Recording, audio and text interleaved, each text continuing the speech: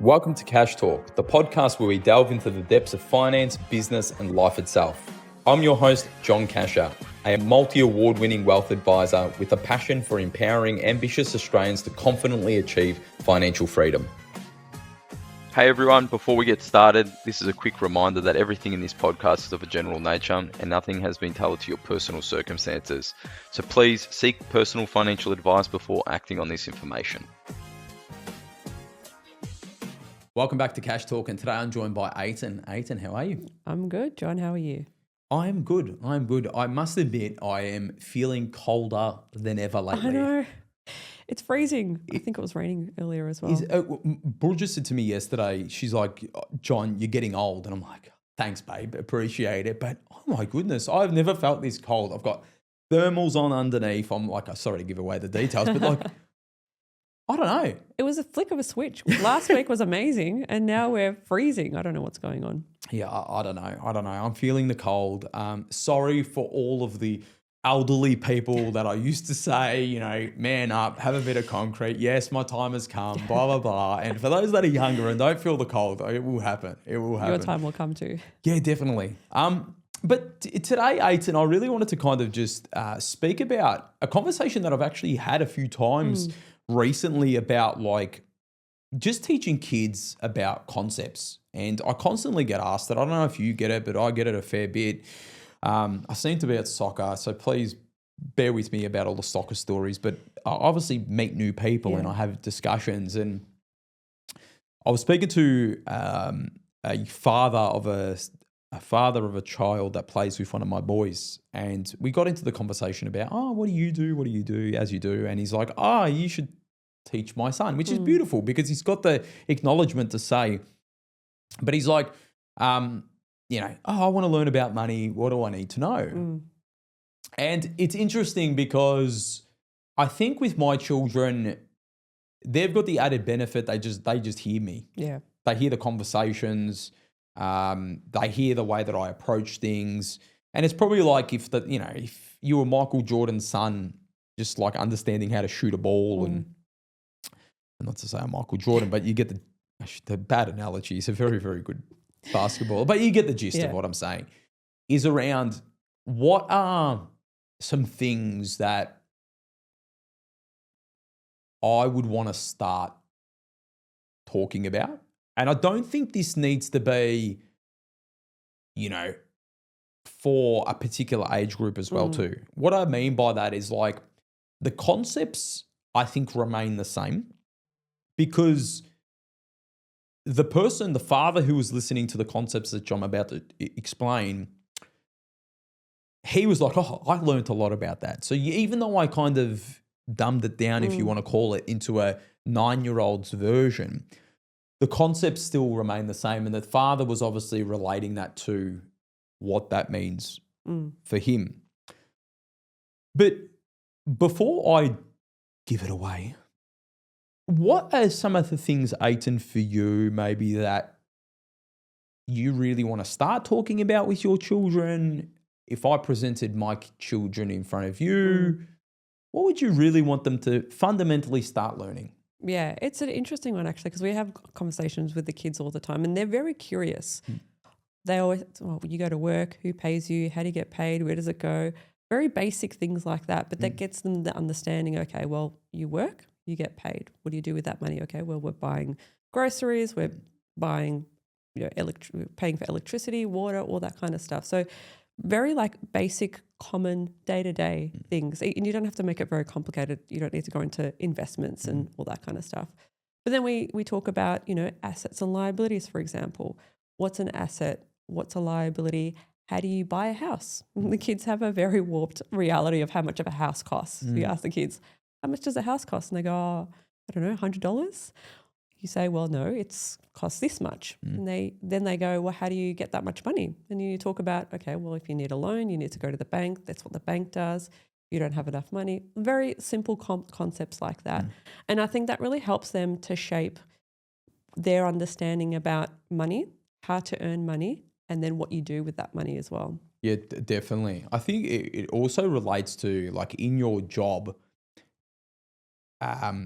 skipping the process. What I mean by that is, right, you might go and you might create a process for, say, an employee to learn. And I had this recently, actually. This is where it kind of comes from. And it was like, log into this specific software and go to this particular step.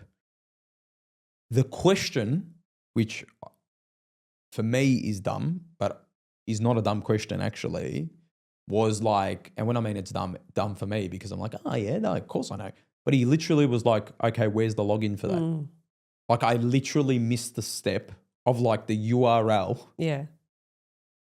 And this person's never logged in before. Yep. So he doesn't know where that login is. Is it in the bookmark section? Is it in a particular spreadsheet? Do you have like a password manager?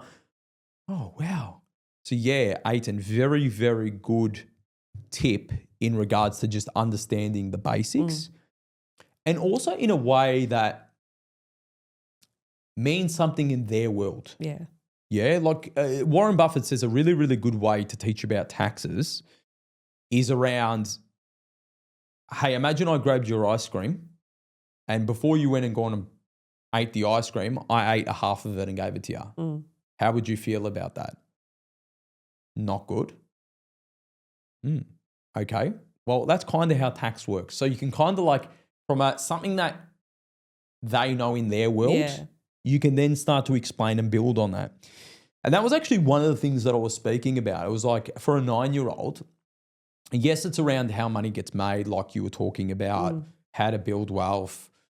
But there was also fundamental like philosophies that I want to teach. One of them is around people constantly say to children and to everyone, you can't buy time. But just, I want you to think about this for a moment. Like, what are you teaching your children by saying that? Yes, I know you're probably trying to tell them, make the most of your life. Yeah, don't waste it. I get that. But also in a way, you've removed, yes, you can buy time in a way.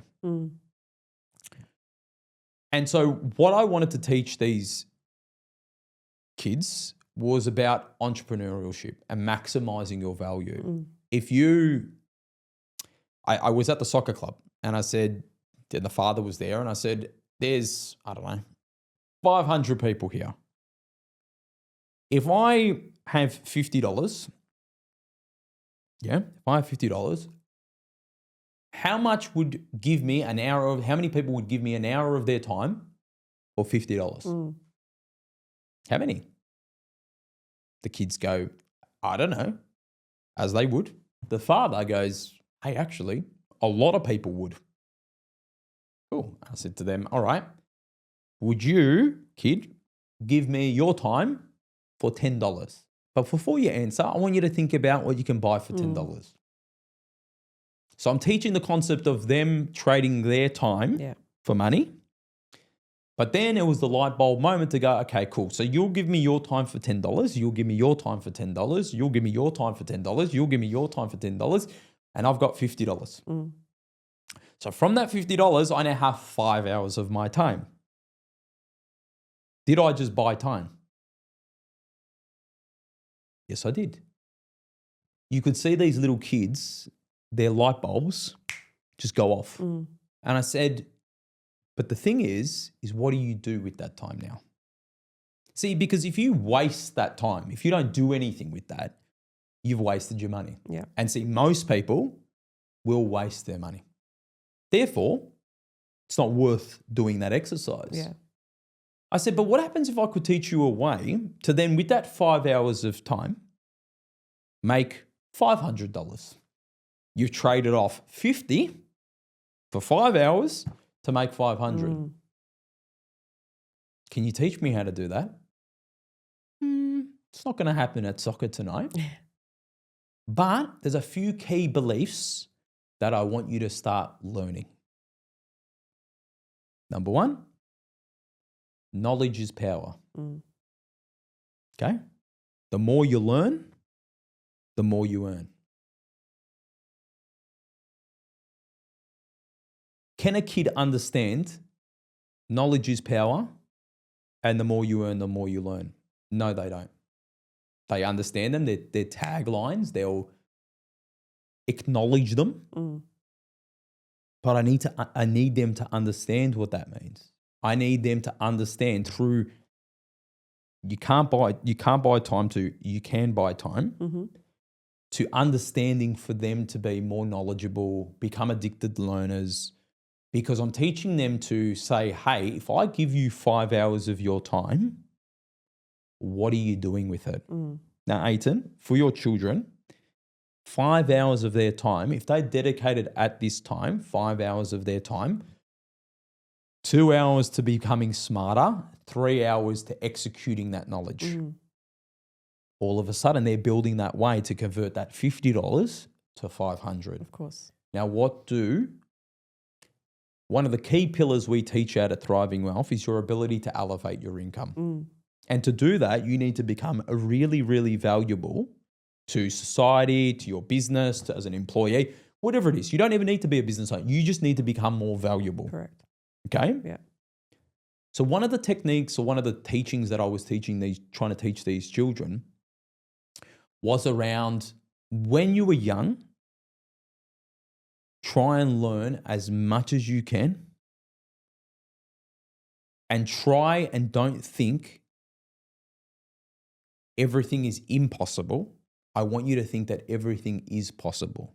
Starting from the most common one, which most people believe, you can't buy time. Because if I think like that, I have a totally different way of viewing the world than if I do and go, I can actually buy time. And I just showed you how. Yeah. I just showed you a way that you can buy time. That even the father of the kid goes, maybe I should listen to you a bit more. Do you get me? Is this unlocking of this young child's belief that a 9-year-old got just understood a different way? The father, who's probably in his early 40s, he's just had a light bulb event. Maybe it's me.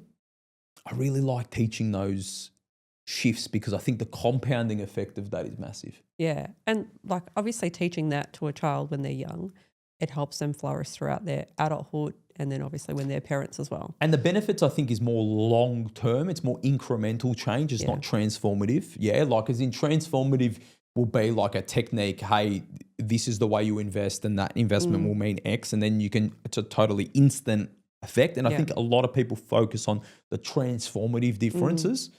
But when you've got young kids, it's around beliefs and philosophies and value and mindset. Yeah. You know, I wish I learned about index-based investing when I was young. Yeah.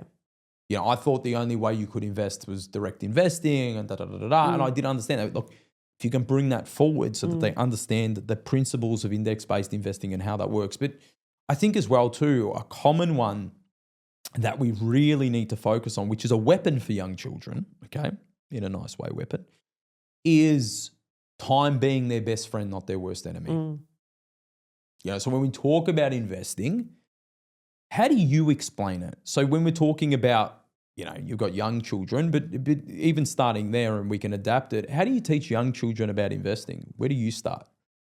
Well, we haven't really started having the conversation long term. Yep. Where it's more about, okay, well, we've got some funds now. What are we doing with those funds? Well, we put it aside. We build up an emergency fund. We spend some of it because obviously we can't make money without spending money. And then we invest. Well, what does that investment look like? Well, if we put it in the bank might give you $1 for every X that you put in there. So they give you a percentage for allowing the bank to hold your money. How do your kids go? Because your kids are quite young. They're young, yeah. How do you go with a lot of things I get from parents is, they're just not interested. I'm fortunate because my daughter's very interested. She's very curious about everything. So she wants to know more. She asks follow-up questions, which is, pretty impressive for a 6-year-old. My son, not so much. He's just off, doing his own thing. There's always one. So I think for me, if they stop kind of showing interest, then you just kind of stop talking about it. But then something else might come up. You might be talking about something else. And then you say, okay, well, remember when we were talking about this? This is how this relates to this and this is what that means. It's very interesting, Ayten. Like, it's just so like not talked about. Yeah. Like, just think about it. You don't need to have kids, yeah. Just are you having conversations? You know, this stuff around way investing works and blah, blah, blah, blah, blah. Like, most people aren't talking about this. No. And it's around like, it is a very, very important factor of your life. You know, are you talking about it? Are you talking about investments and sounding this off someone? Like, how are you learning about this? Yeah. But then also like how you kind of go into relating it to your daily life, I think is really important. I think for young children, I don't know, maybe it's just naturally who I am. I always go into analogies and stories. Like with these kids that I was speaking to, I knew he was Greek, and I go, "Oh, are you Greek?" And he's like, "Yeah, I'm Greek." And I'm like, "Okay, cool." Imagine some yaya, grandma, planted a seed of the Kalamata olives, and the dad's like, "The really nice tasting olives, son." Yeah, I didn't know what Kalamata olives are. Kalamata olives, and she planted them many, many years ago, and even today, you get the ability that every season you're taking those olives and you're eating them on your pizza and your Yeah. Initially, he didn't understand the whole like planting seeds for fruitful trees. And so I needed to kind of, sometimes it doesn't drop straight away. So you need to be a bit more patient. It was around, okay, well, all right, he's not really getting this. How am I going to do it? And I saw like this big tree. Yeah. And I said, okay, just imagine it's a really, really hot summer's day. It would have been nice if it was really hot, but it was freezing that day. If it's really, really hot and you just want to get some shade, where are you getting the shade? Under the tree, yeah? Yeah, I'm getting it under the tree. Well, someone planted that seed for that tree so that you can get the shade. So you're reaping the benefits, or you're getting the benefit from someone planting that seed. Yeah. Yes? Well, investing is like that. It's you planting a seed that you're not necessarily going to get the benefit now, but like the olives I was talking about from your yaya, you're the one benefiting it, not your yaya. With the tree, you're the one reaping the rewards of the shade, not that. So different levels, you obviously need to understand. Different introductions of different philosophies need to be understood. Tax is a huge one that people don't talk about. Like, it is your biggest expense. Like, when you look at your pay slip, you look at your income, and you look at what's going out, it frustrates most people. Probably all people, but especially when it's not used wisely. But tax is something that you need to be talking about. And use the ice cream scenario.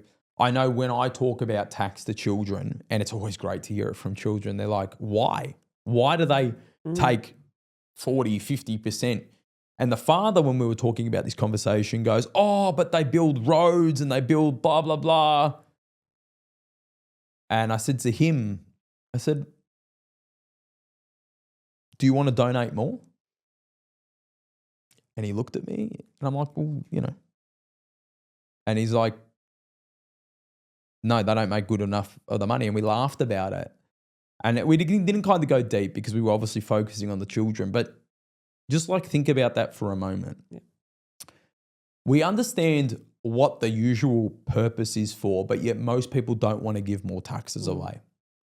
So as a parent, I want to teach my children as early as possible about what I'm learning to minimize my tax as well too.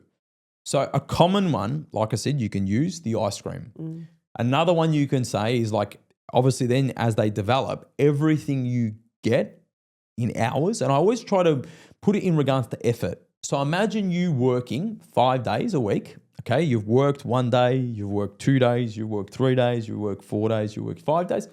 At the end of the week, the person says, those first 2 days you were working, they weren't for you, they were working, that was for the government. Or you work 12 months out of the year. The first 6 months or 5 months, you're working for the government. How does that make you feel? None of it goes into you. All of it goes to the government. How would you make that feel? And I really find that by linking tax to effort, you then get them problem aware. And really the first place of learning comes from being problem aware. Do you find that? Yeah, absolutely. But I think like the concept that you're talking about, that's all well and good. But like obviously parents aren't talking about that. That's what I'm saying. Yeah. So like you're having it at all different levels. You're having it at first, you need to understand it and have those Yes. conversations. Then as you're learning them, pass them on. Like I've started to become super conscious of that, Ayten, like super conscious. Like if I've learned something new, coming to the kitchen table and being, hey boys, this is what I learned. I don't care if you really don't understand right now the full detail, but blah, blah, blah. Yes. Well, yeah, that's an interesting way of thinking about it as well, because sometimes you might even be having a conversation with your partner or with your wife, and those conversations are overheard by the kids. 100% they are. And it's those conversations that really shape the kids, because you're not directly talking about them. But I know my kids come up and talk, oh, what were you talking about with dad? Like, what was that about? Oh, and then they go and tell someone else about the conversations that you're having. The kids are sponges. Yeah, absolutely. So they will absorb what we're doing. Yeah. But also equally, if you're not talking about it, how can they absorb it? Yeah. But it's the way that you're talking about it too. As well. So if you're constantly stressed, oh, we can't afford that, we can't do this, we can't do that, the kids are always going to be thinking, we can't have nice things because it costs too much money, for example. Or if you're spending your money, it's easy, right? So you're going shopping and we see a lot of people get their phone out, just tap, or get their card out and tap. So we don't actually see what it is that we're paying for. It's just like tap, tap, tap, tap, I want this, tap. Oh, 100%. My kids see our bank accounts. I know that's like shocking for most. They see the bank accounts. They see wealth. They see liabilities, assets, liabilities. They see it all. And people think I've got rocks in my head. Okay, cool. Yep. Speak to the kids at school. I understand. They might let the cat out the bag. That far is not as important to me than down the track, them having the knowledge of how we made money, how we built money, how do we do this, how do we that money. Like I want them abreast to all of that information. I think as well too is around, there's going to be tough conversations that you have in the kitchen table about money. Yeah. Your kids need to be a part of that I agree. because they're going to have those conversations. And like curiosity from your children, like you said with your daughter, is so beautiful. Like don't shut them down, encourage it. Yeah. Also as an adult, how are you learning? You need to ask questions. You need to learn. One of the things I constantly do a parent-teacher interview, it's probably like they're sick of me asking them. Has my son been asking questions in school? Yeah, actually, he's the one that's always asking the question. Good. I'm happy. Nah, not really. It just kind of goes with the flow. I want you to ask more questions. I want you to ask more questions. I want you to be curious. I want you to learn. I want you to be curious. Go back to that fundamentals. Knowledge is power. The more you learn, the more you earn. We want to be focusing on that because those fundamental beliefs then get built on. There's these foundational things that get built on. So if you said to me, John, what are some of the fundamentals? Probably for me is around nothing is impossible. Okay, nothing is impossible, and never stop dreaming. Because I think that overarching kind of nothing's impossible, never stop dreaming, we as adults stop dreaming. I think we have a limiting belief after certain points, don't we? It just seems like it's too far-fetched. It's too, I can't do that. I don't have the time. I don't have the ability. I don't have the resources. Correct. And if we stop dreaming, we then stop creating goals to achieve that dream. And therefore the plan is to then, like you said, to get to that limiting belief, which is usually developed by the parents. It's downloaded. How many people, become property investors because that's how the parents built wealth. I see and that's not just property. I see so many people, for example, have large stock portfolios because their families had large stock portfolios. So it was downloaded. It was downloaded. But never stop dreaming. I really have loved teaching the concept around buying time. Like I think if you get the ability to teach that yes, time, don't waste it. That's the premise of this. Don't waste your time. But if people are willing to give you their time in exchange for money, give up money for time, because time is actually what you want. Yeah. The wealthy quickly recognize that everything we're doing is for more time with the people you love, doing the things you love doing, but maximizing your time to maximize that. So if we can teach fundamentally, never stop dreaming. You can buy time. You got to figure that out. And knowledge. Another thing that I've started to teach my children is around, and something I learned actually recently.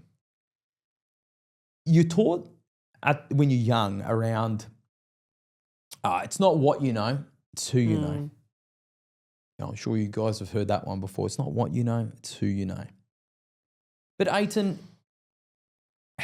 do you think that I want to hang around with you if you've got nothing to give me? Now, I say this in a premise of I'm a caring person and whatever, but still, if I don't get any like intellectual conversation, if I don't get anything from our interaction, I probably don't want to speak to you again. Like, I'll be honest with you, like, I have a really good chat with you because we have deep conversations, we're value aligned, you're an interesting person. So even if you bumped into me to get into my circle, it's what you know, not who you know, isn't it? But then people say, oh, John, but you still need, I get that you still need to bump into the person, but to actually get into the circle, it's actually what you know. You need to become the valuable person from knowledge than the who you know. That's why in regards to the core beliefs that I'm trying to teach the children, knowledge and education is so important, but it's probably not in the areas that people necessarily think. Like, yes, I want them to be capable in English. Yes, I want them to be capable in mathematics. Yes, I would love for them to pick up a musical instrument. Yes, I would love for them to learn another language, science, and do that stuff. Great. But knowledge for me is things that I think that they're really going to be able to enhance their life. I want them to become superhuman. So I want them to be empathetic. I want them to be really great people. I want them to be able to interact with others really, really good. Their social capability, I want at the highest level. I want them to be inquisitive. I want them to innovate. I want them to have impact in people's lives. So that sounds hard. So none of this is easy, none of it. But it's around what life do I want to develop for my children, but then also the reflection on me, Ayten. And this is the other thing. It's like, regardless if you're 5, 9, 19, 29, 59, I want to continue to do that. I want to continue to learn. I want to continue to, develop and maximize my time. I understand time's precious. I want to do all of these things. So I think where I'm trying to get at is we need to teach foundations right. We need to then develop those foundations, but also it's around, are we having the conversations? Are we learning? What are we doing for ourselves? And I think that's where you were getting at before I went on a little bit of a tangent. No, I completely agree. I think just going back to what you were saying before, surrounding yourself with those people that are going to lift you up, not give you negativity all the time. Don't do this, don't do that, but inform you. Hey, I was doing it like this. This might be a way to improve. Just learning off different people. That's really where the elevation comes from. From that elevation, that leads to another elevation. So it kind of goes back to what you were saying. In order to meet someone, well, you're meeting someone through there and then meeting someone through there.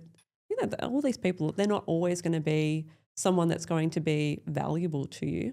But if you're not pushing yourself, and that comes from, regardless of what age you are, always trying to push those boundaries, lift yourself up with the people around you, because that's where you're going to be able to provide value and be valuable to your family, to your work, to your society. And then you'll be able to teach those fundamentals to your children as well.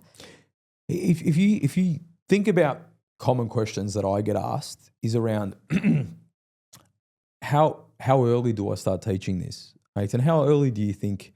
As soon as they're born. Start talking about Just get them out. Here's a P&L. No, but realistically, like Yeah. obviously you've got young kids. Yeah. It's probably got to do with attention Yeah, of course. and keeping it engaging. Yeah. Listen, we started with our eldest at 3 Yeah. and he was very involved. We gamified it. Yeah. Assets and liabilities were nice, pretty pictures, drawing them. That was really good. And then from that, we kind of had advanced. Yeah.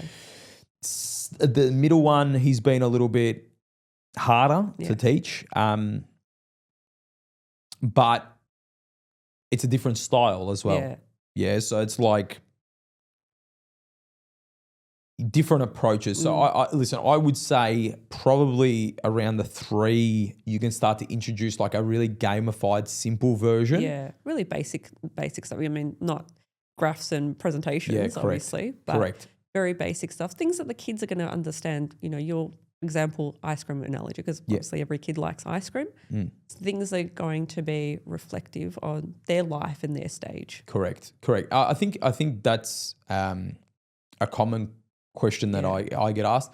Another common question is around how do we have conversations as a family? Like as in, we don't do it. Like, do I just come home, we're all beside the dinner table and say, hey, how do I speak about, like, how do you think that gets introduced into I family? think it's more organic. I think, you know, it starts with you and your partner or your spouse talking about things that are, you know, day to day.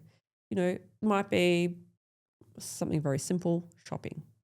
It might be something a bit more complicated, but trying to involve the kids as well. What do you think about this? How do you think this works? Engaging the kids as well. I think a common one where people can actually just introduce these things is everyone gets a bill. Yeah. If you still get some paper bills, really good one, rip out the paper bill. Hey, bill's $380 for water. I don't know. We had this one recently and my eldest boy goes, what? It's like, we pay for water. I'm like, yeah, you spend 35 minutes in the shower. Yeah, that's why the bill's what. But that stemmed a conversation around how it works, how it da-da-da-da-da. So yeah, I think being conscious to have conversations around money, and you will see that that will grow. But as well too, I think that there's an element, it gets to the point that you're talking maybe about bills, you're talking about how much you earn, and then you've got to go above and beyond that. And this is where I question people around, you know, most parents want to give their kids the best education they can. And we find that at one point in time, our affluent clients end up going, hey, listen, I want you to take care of the kids.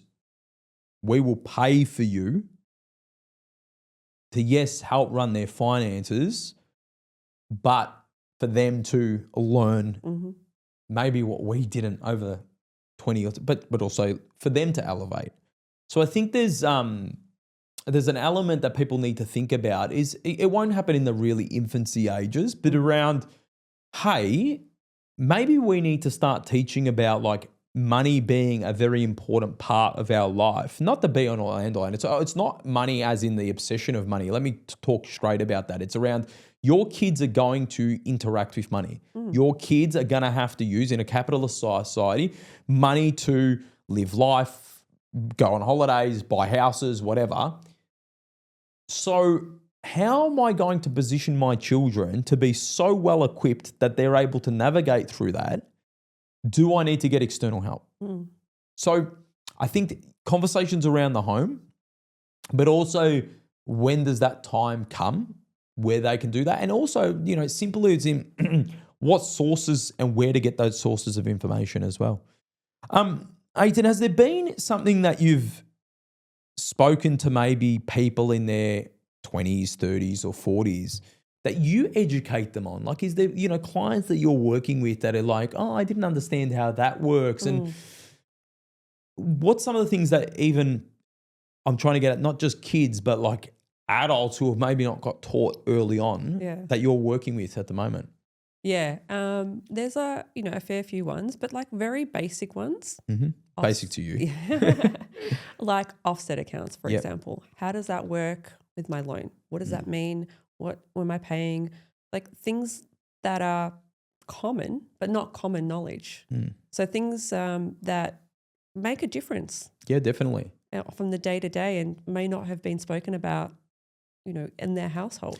Definitely. If you think about offset accounts haven't been around forever. They were, I'm not going to say a new thing now, but they weren't 50, 60, 70 years ago. Yeah. Yeah. So if you think about like my parents never grew up with offset accounts. So they only knew about like redraw. Yeah. Do you get me what I mean? So how that knowledge has been completely missed. And unless that child learns it themselves, how did they kind of come up to learn that? And that's a clear example around how things were not passed through. Now, obviously you can't talk about everything. And this is where I'm getting to around the more affluent clients acknowledging and saying, oh shit, I should have learnt about that. And therefore, so what I think is another big thing that I want you to, who's listening and watching, for you to start to become habitual is one thing that you've learnt, speak to your partner about it. Now, if your kids are around you, even better, speak about it in front of them. Hey, Burjo, you know what? I was speaking to this person, and did you know? Now, it's not everything going to be about money, but as money conversations happen and as things happen, become conscious of what did I learn today? And how can I teach my partner and my children to learn about it? Because if you get that kind of learning mechanism, remember that stuff that I was speaking to that 9-year-old about around, knowledge is power and the more you learn and the more you earn.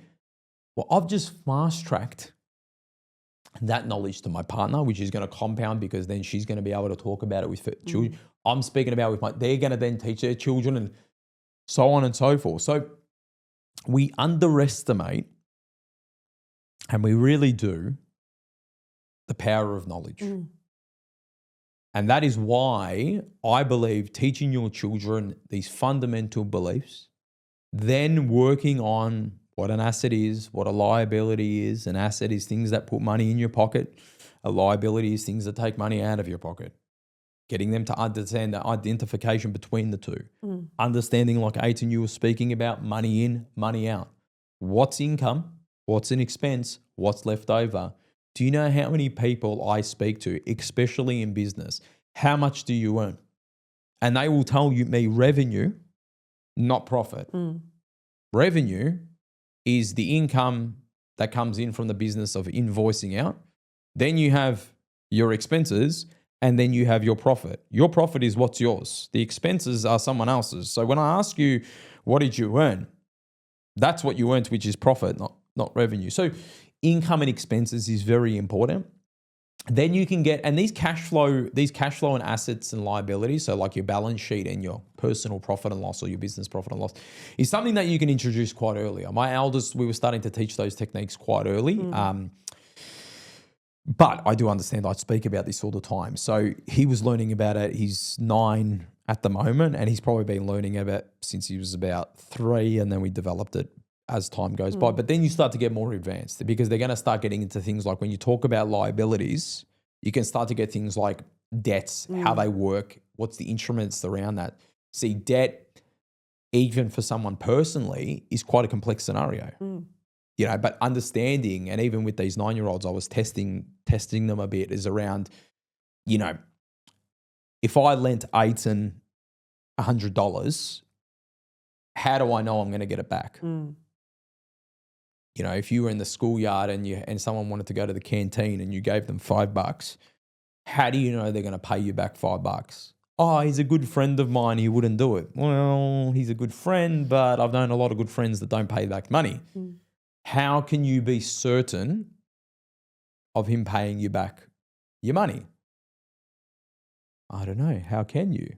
Well, if you got something that it was worth, say you gave him $5 and you had something that was worth $10 that was his, you had his watch, say.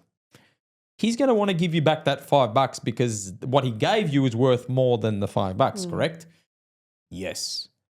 Well, that, boys and girls, is what we call security.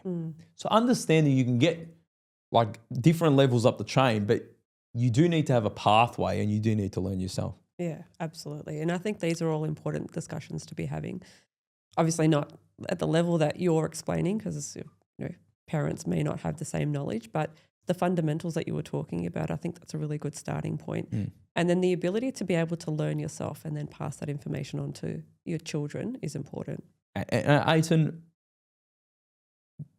people obviously, not obviously, but I would imagine that some people are looking at it and going, hey, John, it's easy for you because you're in this every single day. Ayten, it's easy for you every single day.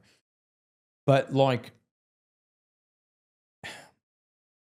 I get that, but it's around how important is this for the individual and for their family? Like, they've got two options, really. It's around, we just keep doing what we're doing, don't learn about it ourselves, don't teach our children, and we've just not only made our life financially worse off by not learning about it.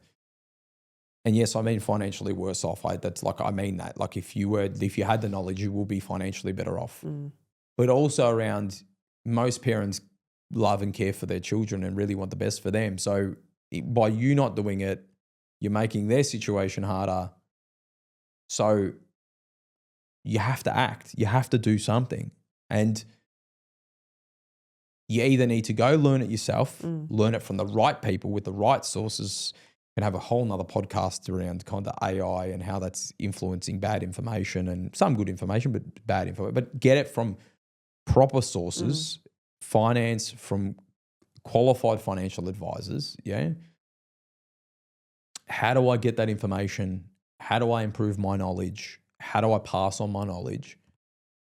And going back to what we were talking about before, just having open conversations,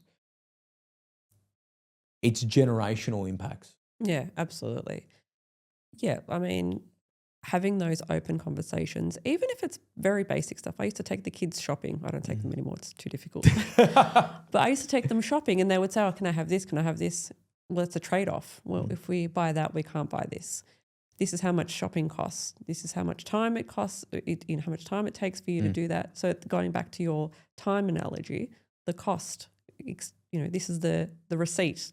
Very basic things like that. It doesn't have to be complicated. But yeah, try and learn something yourself and then teach it to the kids as well. Definitely. Small steps. Definitely. Time is what we're chasing. Knowledge is power. Okay. And the more you learn, the more you earn. Okay. Thanks, Ayten. Thanks, everyone, for watching and listening. Hopefully you're loving these podcasts. And if you are, make sure you like and subscribe on all major channels and share them to friends and family. Leave us a comment as well too on the channels as well too. We always love hearing your comments and your support as well too. And obviously if you've got any feedback, we'd love to hear that as well. Have a good one. Cheers.